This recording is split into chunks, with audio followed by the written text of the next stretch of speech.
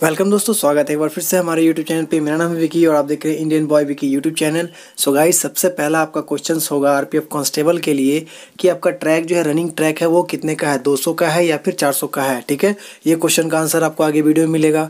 दूसरा क्वेश्चन जो आपके माइंड में क्वेश्चन घूम रहे हैं कि 10th या फिर ग्रेजुएशन सर्टिफिकेट लेकर जाना है, क्योंकि आपके एडमिट कार्ड में ग्रेजुएशन सर्टिफिकेट लिखा हुआ है। तो मैं आपको एक बात बता देता हूँ कि कांस्टेबल में सिर्फ और सिर्फ आपका 10th सर्टिफिकेट लेकर जाना है। 10th का जितना भी सर्टिफिकेट होगा आपका, मार्कशीट से लेकर एडमिट कार्ड या फिर प्रोविजनल जो भी है, वो सभी जो है आपको 10th का सर्टिफिकेट लेकर जाना है। और ग्रेजुएशन सर्टिफिकेट वहाँ पे लिखा हुआ है तो वो सिर्फ और सिर्फ आपके एसआई के लिए लिखा हुआ था। ठीक है, अब यहाँ पे आके बात करेंगे कि फिजिकल के दौरान क्या क्या हो रहा है। वो सारी जानकारी आपको इस वीडियो में दूंगा। शुरू से लेकर लास्ट तक वीडियो को जरूर देखना। अगर आप हमारे चैनल पे नए हैं, चैनल को सब्सक्राइब नहीं किया है, तो वीडियो के नीचे रेड कलर का बटन दिख रहा होगा, उसे दबा के सब्सक्राइब कर लेना और बगल वाले घंटी को दबा के प्रेस करके जो है उसे ऑन कर लेना, ताकि मैं जब भी ऐसे वीडियो अपलोड करूँ तो आपको नोटिफिकेशन सबसे पहले मिल सके। तो चलिए दोस्तों, वीडियो को हम लोग शुरू करते हैं।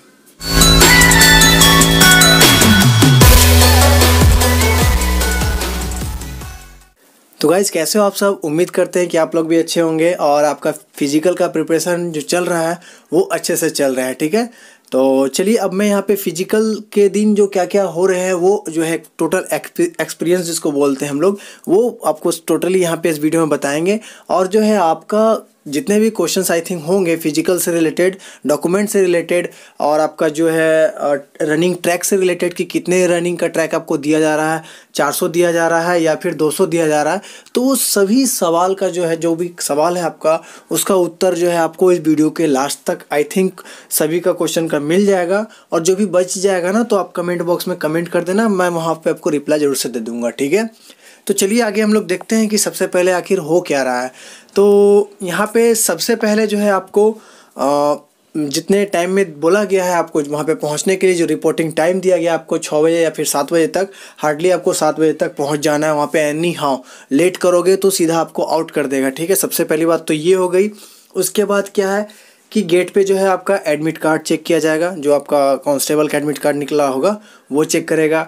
एक आईडी प्रूफ ले लेना और 2 फोटो ले लेना उसके बाद। ठीक है, उसके बाद ही जो है आपको अंदर जाने दिया जाएगा। ठीक है, उसके बाद क्या होगा कि अंदर में जो भी उसकी प्रक्रिया होगी आपका, जैसे कि बायोमेट्रिक लिया जाएगा, कुछ ऐसे फॉर्म होंगे जो कि आपको भरने होंगे, वो भरने को बोला जाएगा, और जो भी आपको इंस्ट्रक्शन दिया जाएगा वहाँ पे आपको उसे फॉलो करना है। ठीक है, ये एग्जैक्ट मैं जो भी अपने मुझे पता चला है वो मैं आपको यहाँ पे शेयर कर रहा हूँ। ठीक है, उसके बाद बायोमेट्रिक लेने के बाद क्या है कि वहाँ पे जो है आपको लाइनअप जो होता है रनिंग के लिए वो लेकर आएगा। अगर ज़्यादा बच्चे होंगे तो 50-50 की संख्या में लेकर जाएंगे बैच को, और नहीं तो कम बच्चे होंगे तो आपका 30-30 बैच में लेकर जाएंगे। ठीक है, और यहाँ पे सबसे पहले जो है आपका गर्ल्स का रनिंग, ठीक है, बॉयज़ लोगों से पहले आपका गर्ल्स का रनिंग हो रहा है, गर्ल्स का टोटल चीज़ हो रहा है। उसके बाद जो आपका बॉयज़ का हो रहा है। जैसे गर्ल्स का पूरा बैच ख़त्म हो गया, जैसे आपका गर्ल्स का मान लीजिए 13 बैच बना है, यानी 30-30 का ही बैच बना हो, एलेट एग्जाम्पल ले लेते हैं, तो वो 13 बैच जैसे जैसे आपका कंटिन्यू होते जा रहा है, उस तरह से जो है आपका इधर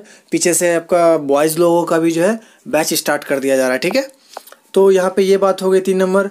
अब यहाँ पे जो है 4 नंबर जो आपका 1600 बॉयज़ लोगों के लिए है और 800 जो है आपका गर्ल्स लोगों के लिए है। 800 मीटर के लिए गर्ल्स के लिए आपके पास टाइम है आपका 3:40 एग्जैक्ट समय है। ना ही आपको 1 सेकंड आगे दिया जाएगा, ना ही आपको 1 सेकंड पीछे दिया जाएगा अगर आपका टाइमर स्टार्ट हो जाता है तो। ठीक है, उसी तरह से आपका 1600 आपका बॉयज़ लोगों के लिए, जो कि आपका 5:45 है आई थिंक, वो सेम कंडीशन है, उसमें भी 1 सेकंड आगे ना 1 सेकंड पीछे, एग्जैक्ट टाइम आपको दिया जाएगा। और सारा जो फिजिकल आपका हो रहा है वो आपका वो रिकॉर्डिंग हो रहा है, इसलिए कहीं भी वहाँ पे आई थिंक मेरे ख्याल से तो नहीं लगता है कि वहाँ पे कुछ धांधली हो रहा होगा, ऐसा कुछ भी नहीं है। ठीक है, उसके बाद जैसे कि आपका सभी को पता चला है कि सिस्टम का रनिंग जो है आपका वो चिप सिस्टम है। ठीक है, तो आपका चिप भी लगाया जाएगा, और जो आपका रनिंग लाइनअप का पट्टी होता है आपका, ये जो आपका पट्टी होता है उस पर अगर पाँव रख दिए तो वहाँ से जो आपका टाइमिंग स्टार्ट हो जाएगा। जैसे कि आप लाइन में लगे हो, जैसे ये रो है, 3 रो का लाइन लगा हुआ है, 1 है, 2 है, 3 है, और इस तरह से आपका नीचे तक जो है आपका 30 रो लगा हुआ है। ठीक है, ठीक है, 30 या फिर 50, एक 3 रो है आपका, 3 कॉलम है और रो में आपका जो है 50 है। ठीक है, जो एक लाइन से स्टार्ट हो रहा है और यहाँ पे पट्टी लगा हुआ है, जैसे ये आगे के बच्चे आगे आगे आगे जाएंगे, जैसे मान लीजिए कि आप यहाँ पे हो तो आप घबराना नहीं कि आपका रनिंग टाइम स्टार्ट हो जाएगा। जब तक आप यहाँ तक पहुँच के इस पट्टी पे पाँव नहीं रखोगे तब तक जो है आपका टाइमिंग स्टार्ट नहीं होगा, ठीक है। और ग्राउंड में कोई भी किसी को आगे पीछे करने की ज़रूरत नहीं है। वो जैसे जैसे आप लोग सब रनिंग करोगे आगे से पीछे, वो सभी एक दूसरे के पीछे पीछे चलते जाएंगे। आपका जब ये पट्टी पे पाँव रखा गया तो आपका जो है टाइमिंग स्टार्ट वहीं से हो जाएगा और आपका टाइमिंग बंद कब होगा, जो इतना भी आपको टाइम दिया गया 5:45 जो आपको टाइम दिया गया वहाँ पे आपका टाइमर बंद हो जाएगा, ठीक है। और रनिंग करने के बाद जैसा कि आपको वहाँ पे जैसा मुझे पता चला कि एक राउंड कंप्लीट होगा जैसे आपका, तो आप अगर आप इस पट्टी पे आओगे तो इस पट्टी पे आपको पाँव रखना ही पड़ेगा, ठीक है। ऐसा कुछ बोला गया है स्टूडेंट के माध्यम से कि पट्टी पे अगर पाँव रखिएगा तब आपका जो है एक राउंड काउंटिंग होगा। अगर इस पट्टी का पाँव को आप पार कर दीजिएगा तो आई थिंक हो सकता है कि राउंड काउंटिंग ना हो। तो आप जैसा हो वहाँ पे ग्राउंड पे देख लेना, जैसा कि ये न्यूज़ आया था मुझे, मैं आपको यहाँ पे शेयर कर दिया हूँ। तो रनिंग के दौरान जो आपको पट्टी पे पाँव रखना ज़रूरी है, ठीक है। ये बात आपको समझ में आ गई। उसके बाद फिर आपको क्या है यहाँ पे कि वो आपका जितना समय दिया गया उतना समय ही पर ही रुकेगा, ठीक है। यहाँ तक आपको समझ में आ गया क्या क्या हो रहा है। अब आगे चलते हैं। देखो रनिंग के बाद जो है आपका पास जो है आपको 15 से 20 मिनट का टाइम दिया जाएगा, जो कि आपका हाई जंप और लॉन्ग जंप के लिए होगा, ठीक है। रनिंग जो उतना फास्ट अगर आप रनिंग करोगे तो आपका नॉर्मली 15 मिनट तक मुश्किल से मुझे टाइम दिया जाएगा, आई थिंक 15 से 20 मिनट तक, जिसमें कि फिर आपका जो है हाई जंप होगा और आपका उसके बाद लॉन्ग जंप होगा, या फिर लॉन्ग जंप पहले होगा या फिर हाई जंप, ठीक है। लेकिन मोस्टली जो आपका हाई जंप पहले हो रहा है, लॉन्ग जंप बाद में। इतना सब होने के बाद उसके बाद जो है आपका रनिंग जो है आपका हाई जंप और लॉन्ग जंप में जो पास हो जाते हैं तो आपका जो है आपका हाइट और चेस्ट नापा जाएगा या फिर वेट नापा जाएगा। रनिंग कंप्लीट के बाद आपका वो high jump long jump complete, उसके बाद है आपका जो हाइट वेट और चेस्ट नापा जाएगा, ठीक है। उसके बाद लास्ट में जो आता है आपका डॉक्यूमेंट वेरिफिकेशन। तो यहाँ पे मैं आपको बता देता हूँ कि जो रनिंग है आपका उसमें भी बहुत सारे कम ऐसे बच्चे जो निकल पा रहे हैं। उसके बाद कुछ बच्चे जो पास हो रहे हैं तो वो आपका हाई जंप में फेल हो जा रहे हैं या फिर लॉन्ग जंप पे तो फेल नहीं होंगे लेकिन हाई जंप में फेल हो जा रहे हैं। तो ऐसा कुछ यहाँ पे कंडीशन देखने को मिल रहा है, ठीक है। उसके बाद जो आपका हाइट वेट और चेस्ट नापा जाएगा। ये बॉयज़ लोगों के लिए, गर्ल्स लोगों के लिए सिर्फ हाइट और वेट है, ओके। उसके बाद अब सबसे इम्पॉर्टेंट बात यहाँ पे कि जो डॉक्यूमेंट है वो जो आपके एडमिट कार्ड में निकला हुआ है, तो सबसे पहले जो एडमिट कार्ड में लाइन दिया होगा 10th का एडमिट कार्ड चाहिए, जो कि आपका एज प्रूफ के लिए होना चाहिए। दूसरा जो है आपका दिया हुआ था कि ग्रेजुएशन सर्टिफिकेट लेना है। तो भाई आप लोगों को जितने भी क्वेश्चंस है माइंड में कन्फ्यूजन है कि ग्रेजुएशन सर्टिफिकेट, तो कांस्टेबल के लिए आपके लिए सिर्फ और सिर्फ 10th का सर्टिफिकेट होना ज़रूरी है, ठीक है। ग्रेजुएशन जो आपका वहाँ पे दिया गया है वो आपका आरपीएफ कांस्टेबल एसआई के लिए दिया गया, ठीक है। अगर आप आरपीएफ के वेबसाइट पे जाना, ठीक है, वहाँ पे उसका ऑफिशियल जो नोटिफिकेशन होता है वहाँ पे उसे खोलना पीडीएफ को, वहाँ पे आप जाना डॉक्यूमेंट वेरिफिकेशन का जो एक पैरा दिया हुआ है, तो वहाँ पे टोटली आपका 10th का मांगा गया। और वैसे भी आपका कांस्टेबल जो है 10th के फॉर्म पे ही फिलअप किया गया है, तो आपका हायर क्वालिफिकेशन आपका उसमें 10th ही मांगेगा, ठीक है, 10th ही, ठीक है। ये आपको क्लियर हो गया।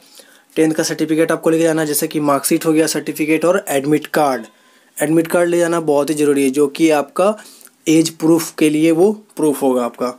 उसके बाद आपका था डोमिसाइल। तो डोमिसाइल में बहुत सारे ऐसे कन्फ्यूजन है। तो डोमिसाइल सर्टिफिकेट का मतलब जिसे हम लोग जो है आवासीय बोलते हैं, रेसिडेंसी सर्टिफिकेट, वो हो गया, ठीक है।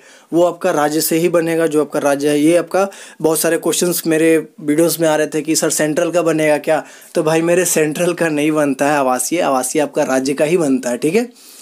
तो परमानेंट एड्रेस जो होगा उसी का होगा। अब जैसा आपने फॉर्म फिल किया है, फॉर्म में अगर आपका परमानेंट एड्रेस में आपने जैसे झारखंड का दे दिया है, तो अगर आपका पास डोमिसाइल बिहार का है तो बिहार का मान्य नहीं होगा, क्योंकि आपने फॉर्म में परमानेंट एड्रेस झारखंड का दिया हुआ है। इसीलिए वहाँ पे अगर आप क्या बोलते हैं उसको, टेम्प्रोरी भी आता है ना, वहाँ पे परमानेंट भी पूछा जाता है और नॉर्मल पूछा जाता है।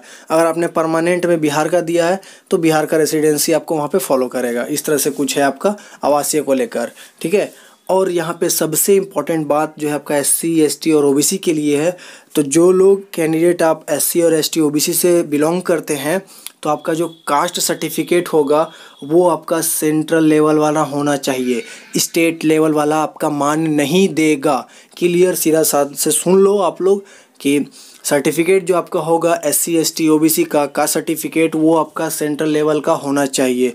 तो अगर आपके पास नहीं है तो ये बनवा लीजिए ना, ठीक है, बनवा लेना या फिर बनवा लीजिए आप लोग जो भी है। तो फिजिकल से पहले अभी आपके पास समय है तो बनवा लीजिए, ठीक है, जहाँ से भी बन सके ये सेंट्रल वाला वो बनवा लीजिए, क्योंकि वहाँ पे सेंट्रल वाला ही चेक करेगा। और डोमिसाइल में एक और क्वेश्चन आप लोगों के माइंड में आ रहे होंगे कि डोमिसाइल सर मेरा 2 साल पुराना है या फिर 3 साल पुराना या फिर 4 साल पुराना है, तो उससे कोई दिक्कत नहीं, पुराना कितना भी हो उससे कोई प्रॉब्लम नहीं, लेकिन वो अच्छी स्थिति में होना चाहिए। अब जैसे कि आपका नाम ही नहीं दिख रहा हो या फिर आपका एड्रेस ही नहीं दिख रहा हो तो ऐसा नहीं चलेगा। वो जो है पूरा क्लियर होना चाहिए, साफ साफ आपका नाम एड्रेस सब कुछ दिखना चाहिए, चाहे वो कितना साल पुराना डोमिसाइल क्यों ना हो, ठीक है। तो ये यहाँ पे चलेगा आपके। आई थिंक ये सारे डॉक्यूमेंट्स के रिलेटेड कोई क्वेश्चंस हो तो वो आप नीचे कमेंट कर देना, लेकिन फ़िलहाल मैं जितना भी समझ में आया मुझे मैं आपको यहाँ पे समझा दिया, ठीक है। अब यहाँ पे एक क्वेश्चन आते हैं कि जूता पहन के रनिंग करना है या फिर खाली पैर, तो वो आपके ऊपर डिपेंड करता है कि आप किस में क्या बोलते हो उसको, आपको किस में सहूलियत होता है कि जूता पहन के दौड़ना या फिर खाली पैर, ये आपके ऊपर निर्भर करता है। अब जो है सबसे लास्ट इम्पॉर्टेंट जो है आपका माइंड का जो क्वेश्चन है वो सारा डाउट आपको क्लियर हो जाएगा। जो देखो फिजिकल ग्राउंड आपका 200 मीटर का है या फिर 400 मीटर का, तो ये सबसे बड़ी बात है। तो जैसा कि मुझे जानकारी मिला है SI वाले जहाँ क्या बोलते हैं उसको, SI और कांस्टेबल का फिजिकल सभी जोन का जो है जो ग्रुप का है, जहाँ पे जैसे ग्रुप A का है तो ग्रुप A का जिस जोन में हो रहा वहाँ हो रहा, और ग्रुप C का जैसा कि आपका आसनसोल में तो वहाँ पे आपका SI का भी हो रहा था और आपका कांस्टेबल का भी होगा वहीं पे, ठीक है। तो ये SI के थ्रू पता चला है कि जो भी SI के फिजिकल दिए हैं जहाँ जहाँ बच्चे से दिए group A B C D जो भी है आपका, तो वहाँ पे वहाँ का फिजिकल ग्राउंड सेम है, जैसा कि कांस्टेबल का भी है वैसा आपका SI का भी है, ठीक है। तो यहाँ पे आपको यहाँ पे टोटली पता चल जाएगा running track RPF constable physical 2019। तो ग्रुप A का जो है वो आपका चेन्नई में 200 मीटर का ग्राउंड वहाँ पे है, ठीक है। अब बात करेंगे अगर हम ग्रुप B की जो भूसावल जलगांव महाराष्ट्र में हो रहा है तो वहाँ पे जो ग्राउंड आपका 400 मीटर का आई थिंक है। और ग्रुप C की अगर बात करें तो आसनसोल वेस्ट बंगाल, यहाँ पे जो ट्रैक है आपका वो 400 मीटर का है। और ग्रुप D आपका RPF constable group D Kapurthala Punjab में जो है वो आपका 400 मीटर का ग्राउंड है। और आपका सबसे लास्ट में जो है आपका ग्रुप F वो आपका गोरखपुर UP आपका 400 मीटर का ग्राउंड है। तो ये जहाँ तक मुझे अब पता चला है। और आपका एक ग्रुप E छूट जाता है जो कि आपका इधर सिलीगुड़ी का है, तो वो आपका 200 मीटर का ग्राउंड था, ठीक है। तो ये ग्राउंड के बारे में जानकारी मुझे SI कैंडिडेट वालों से मिली है, तो ये आपको मैं बता दिया, ठीक है। SI का जहाँ फिजिकल हुआ वहाँ पे आपका कांस्टेबल का भी फिजिकल हो रहा है। तो ये आपको डाउट क्लियर हो गया कौन से ट्रैक कहाँ पे है, ठीक है। और अब जो इतना जानकारी आपको मिल गया है तो आई थिंक मेरे ख्याल से आप लोग बहुत ही अच्छे से प्रिपरेशन में और लग जाओगे। डॉक्यूमेंट जिनका कंप्लीट नहीं इनकम्प्लीट है वो आप कंप्लीट कर लेना। और डॉक्यूमेंट से रिलेटेड एक बात और आप लोगों के माइंड में जो है, जैसा कि आपका नाम वगैरह जैसे गलती हो गया फॉर्म में कि नाम यहाँ पे और डॉक्यूमेंट में कुछ और है, तो उसके लिए एक हाफ एफिडेविट बनवा लेना, उसमें रीज़न देना टेक्निकल इशू कि टेक्निकल इशू के कारण जो है आपका फॉर्म भरने में नाम उलट पुलट हो गया, ठीक है। वो आपको मान्य दे देगा। हाफ एफिडेविट कोई भी अगर गलती हो डॉक्यूमेंट में तो हाफ एफिडेविट कोर्ट से बनवा लेना, वहाँ पे मान्य दे देगा, ठीक है। रीज़न बोल देना कि टेक्निकल इशू था इसके लिए जो आपका गड़बड़ हो गया।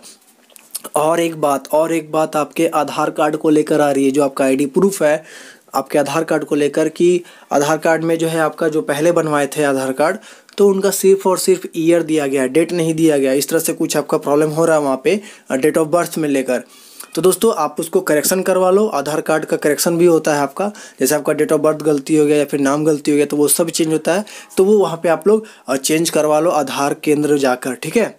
आपके पास समय है वो हार्डली से हार्डली 5-6 दिन में कंप्लीट हो जाएगा बन के।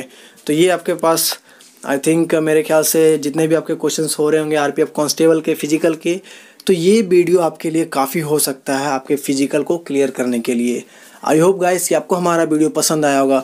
अगर आपको हमारा वीडियो पसंद आया तो वीडियो को लाइक कर देना दोस्तों, और हमारे चैनल के साथ जुड़े रहना चाहते हैं तो चैनल को सब्सक्राइब करके बगल वाले घंटी को प्रेस कर देना, ठीक है दोस्तों।